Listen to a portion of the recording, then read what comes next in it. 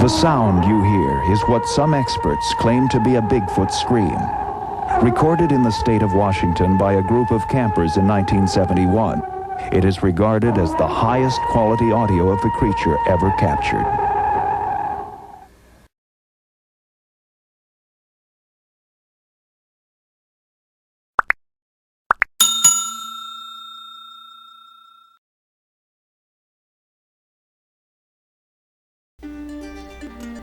Hello! Welcome to Bigfoot Real Encounters. We're glad to have you stop by. We'd also like to take this time to invite you to share your encounter. You can send your stories to the email bfrealencounters@mail.com, where we will feature your story with all of the respect that it deserves. So send your stories in, bfrealencounters@mail.com. We look forward to hearing from you and your great stories soon.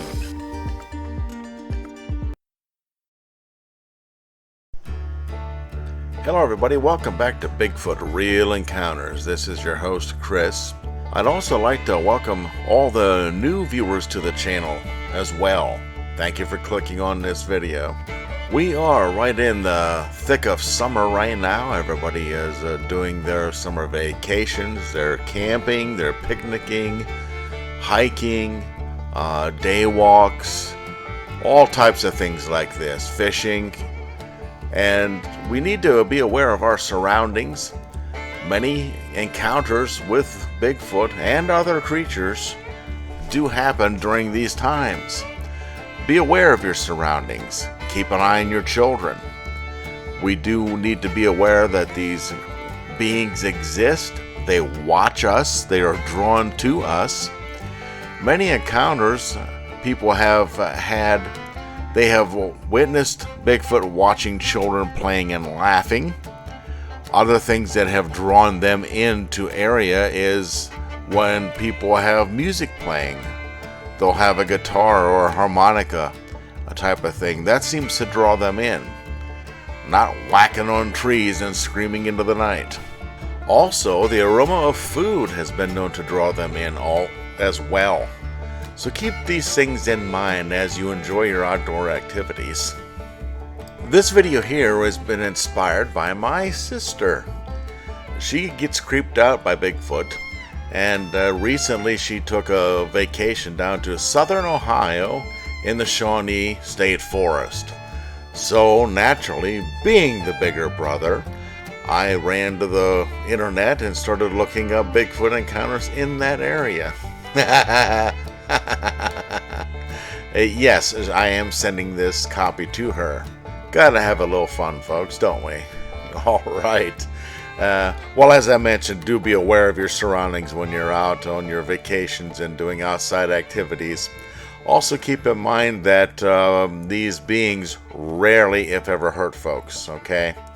They could at any moment. They are very stealthy, they're very intelligent, and they are always there watching. They like to watch people. So do keep in mind they're out there, and also keep in mind that if they actually wanted to do something, they would be doing it all over the place. They don't seem to want to, so take some comfort into that, but always keep in mind, being a people, there are some bad ones in there as well. So always have a healthy respect for them and give them their space. That being said, let's look into some of the encounters that I did find. Now, the Shawnee State Forest, also called the Little Smokies of Ohio, it's a little over actually 60,000 acres. And nearly 8,000 of those acres of the forest have been designated as wilderness. Now, that being said, in that area, timber is not managed, and public motorized travel has been eliminated in the wilderness area. Perfect home for Bigfoot. And here I found an encounter in July of 1982, and it reads, "My then girlfriend and eventual ex-wife were bowling in a mixed bowling league that ended around 7 p.m. We chatted with some teammates and friends for a few moments, then left. I had 2 beers during the 3 games, along with several cans of pop. Melody was in a mood and she wanted to go out to the forest and relax. We stopped by the local Jim Dandy and picked up 2 specials, a burger and a very small drink, and headed to the Shawnee Forest. I suggested Picnic Point, and that is where we went. Our car was a VW Bug that she drove. I had finished my burger and drink, and she gave me her drink. She drank like a bird and never finished anything. We got to the point, drove around the circle so the car was pointing back out the way we came. We got out of the car. I placed a drink on the roof of the passenger side while she was getting the blanket. I trotted over to a nice tree just over the lip of the hill to release some of the liquids I had consumed. Wow, what a way to put it. Caught me off guard, folks. Anyways, I had just begun to relieve myself when it started. I had commented as we get out of the car how quiet it was. No birds, no sounds of any kind. As I began to do my thing, there were 3 loud crashes down the hill in front of me, coming straight up. Now these crashes were strides. You could tell something big and heavy was striding up the hillside. The strides stopped. I looked up. Melody asked if I heard that. I nodded and put my free finger to my lips, indicating quiet. I was trying to fix the exact location.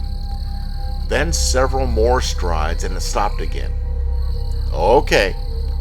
I was zipped and ready to move and slowly backing towards the car, eyes fixed on the direction of the sound. Mel asked me if I had any idea what that was, and I said the sounds were obviously strides, not a deer crashing through the brush. I answered I did not know. Then there was a low sound, almost like a growl. And whatever it was coming up the hill now, very hard and very fast. We both said, let's get the heck out of here. As we jumped in the car, I, out of habit, grabbed the cup off the roof and placed it between my legs. Let pause the narration for a moment. For a personal description, I'm a very curious fellow. I'm not one to turn tail and run.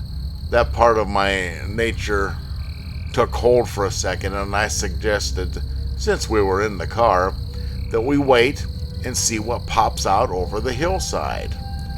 Melody would have none of that. She was driving and we were leaving, period. As I looked at her to argue the point, there was a thump on the car. She had already started it. She popped the clutch and the car lurched. There was a flash of something that went by my window. She screamed. I told her to drive. It was just my cup falling off the roof. Yes, the same cup I secured between my legs. We sped back down into town and went to the local moose lodge where I was a member. There were several reasons. One, I will try to explain later. I was shaking uncontrollably. 2, we had friends there. And 3, they had the best set of floodlights in the city. I wanted to see the car. We got to the lodge. I got out and looked at the car. The car was very dusty and dirty. On the top of the car was an enormous handprint. Very obvious it was a hand. Fingers, not claws. One, the right rear side quarter panel, was another handprint. Whatever it was had been looking in that small window that all beetles had. On the door, on my side in the dust, you can see where fingers had slid down the side. The only thing I can think of was it reached for the door as we lurched away. That was the flash and the second thump. Several friends saw this. We went back out later that night, but were turned away by the rangers. Forest closed after dark. Far and away, the scariest part of all this, when we were in the car and heard the first thump, I turned in my seat and looked in the direction of that thump. That meant I looked out that little window. I must have looked it straight in the eyes. I say must because I don't remember. I remember turning to look, turning back and urging her to drive, but I cannot tell you what I saw that night. It just happened so quickly, I have not had a good night's sleep since. I used to be at home in the woods, and I still have fun until the sun begins to go down, or I get a feeling. Whoa, people, that is really, really scary. That is one of the most exciting encounters I've read in a long time. It seems like some of them like to mess with us, scare us, chase us. Maybe they get their kicks doing that, I don't know. But if they actually wanted to have done harm, they could have done that very easily. But I think maybe they just amuse themselves playing around like that. I mean, it's not like they have TV, but people have caught them looking in their window watching TV with them also. So it's quite a subject, folks. And let's see if there's any more in the Shawnee State Park. And of course, we do have another one here. This one is in July of 2010. July again. Wow, isn't that something? Must be a lot of activity happens in July. Well, this one, let me see, it reads, my husband and I and 3 children decided to go camping for the 4th of July weekend at the Shawnee National Forest Park in Ohio. We left on Friday, July 2nd, 2010, and came home on July 6th. On July 6th at 4 a.m. in the morning, my husband was awakened by a very strange noise and thought maybe raccoons were in our trash, but then listened and thought that it couldn't be raccoons by the noise it was making. It sounded like it was calling the other one from the woods into the site. We heard the other one walking behind our tent, and my husband started to yell, "Hey, hey, get out of here." And then they ran into the woods, and it sounded like stomping. We then knew it was something very, very large. I got the kids, and we ran to the car. We drove into Portsmouth for about an hour and a half. We couldn't think of any animal that could make that noise or stomp like that through the woods. Maybe a bear, but bears couldn't make that noise. So we went back to the campsite. This was about 5:30 a.m., and my husband went up first to check it out. It was a little light out, but not light enough to see into the woods. After he was up there for a little bit, I went up and we heard something breathing heavy, and then a stick was thrown at me, and it made that noise again. And we both ran to the car and just slept in our car. Finally, when it was like 8:30 a.m., we went up to the site and looked around and couldn't find anything missing, and our garbage was ripped open, but not spread out all over the place. And my husband went up into the woods and found a pack of our ramen noodles that was opened, but not eaten. I thought that was weird. Most animals eat anything. Up and left. Later that day, when I was home, I was thinking about the night before all this happened, that when I was sitting by our fire, I could hear something throwing stuff at our campsite, and felt like something was watching us, but I thought I was just scaring myself. But it all makes sense now. They were watching us, and finally came into our camping area the last day we were there. We were camping at 2 different sites that week. The first site was XXX, and the site that everything happened was right next to the one just farther back into the woods. It was definitely a night to remember, and I have never had any kind of experience like this before in my life. I'm scared, and curious at the same time. If only we would have had a flashlight, we would have been able to see, but we only had a lantern. Well, ma'am, maybe you might not want it to have seen. I mean, really. So count your blessings. And I've said before, if you're watching my videos and the encounters that I'm reading off the BFRO website is your encounters, I would love to hear from you.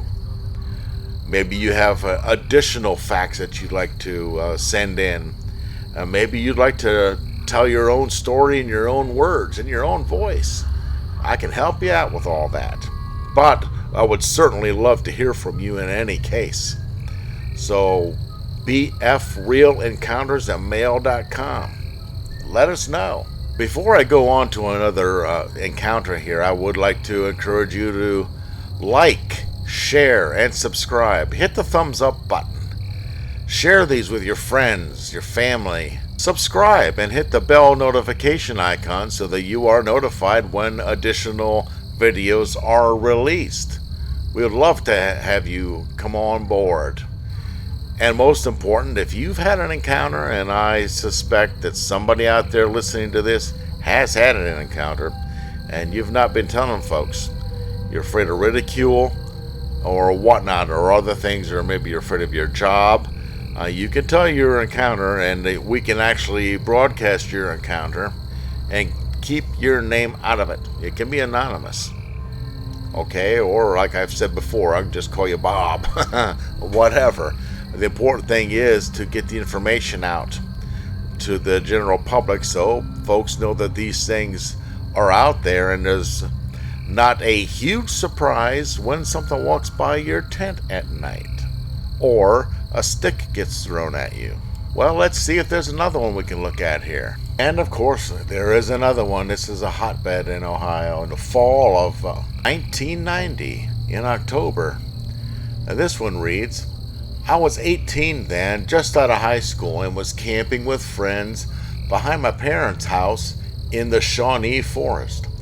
I remember now that one of my friends said that he felt as though we were being watched, and he was very uncomfortable and didn't leave the area of the fire much. We had heard something moving across the field from where we were camped, and I wanted to see what it was. There were many small apple trees in this field, and I went down and sat under one so I could see the other side of the field without the glare of the fire. The moon was bright that night and afforded a fairly good look at what was going on. Along the tree line was a possible Sasquatch walking slightly hunched over, but looking toward the campfire and the camp area in general. I remember his eyes flashing red as the fire would reflect in them. I refer to it as him simply for the fact that I assumed that it was the same from the first sighting years before and had now evident breasts. He cleared the field in a very short time and headed into a small ravine. We didn't hear it or see it again. This was in October 1990. Seemed to be between 7 and 7.5 feet tall. Dark hair color, most likely black or very dark brown. The head came to a slight point at the top. Eyes seemed small and would reflect red at night. Chest was large and barrel-like. Arms longer than that of a man. Stout, thick legs. Nose was broad and flat. Mouth jutted out slightly, ape-like. One thing I do remember is that when it turned and walked away, the hair on its hindquarters was thinner and that its butt was visible. I'm sorry, folks, that just kind of stuck me funny. He said butt. Anyways, first sighting, 1980. I was young, anywhere from 8 to 10 years old. I was awakened one morning by the sounds of our dogs baying and running around the house under the porch. I got up and looked out my window to see this creature standing in the edge of the forest, roughly 70 feet away across a small stream and the road. I watched it for what seemed like forever, but was probably only a minute or two at the most before it casually turned and walked back into the woods and up the hill. Late fall is when this took place. Alright, so here's a person who has had a couple encounters where the creature just watches the same people over and over again. And we find this out that they do like to watch. And sometimes it seems like these creatures latch onto families or latch onto certain individuals and have recurring encounters. So there we have it, folks. The Shawnee State Forest is loaded with encounters. And it's a beautiful place. And lots of wilderness area down there. Perfect spot if you want to take a chance and go down. Maybe you'll have an encounter of your own. Anyway, send in your encounters, bfrealencounters@mail.com. Like, share, subscribe. We'll see you in the next one. Be safe. Once again, another great story. Thanks for tuning in. Please share your encounter. Email us, bfrealencounters@mail.com. Your story is very important. We will treat it with the respect that it deserves. Also, be sure to smash the like button, share, and subscribe. Thanks once again. We look forward to hearing from you soon. Watch out for our next video. Maybe we'll feature yours. Have a great day.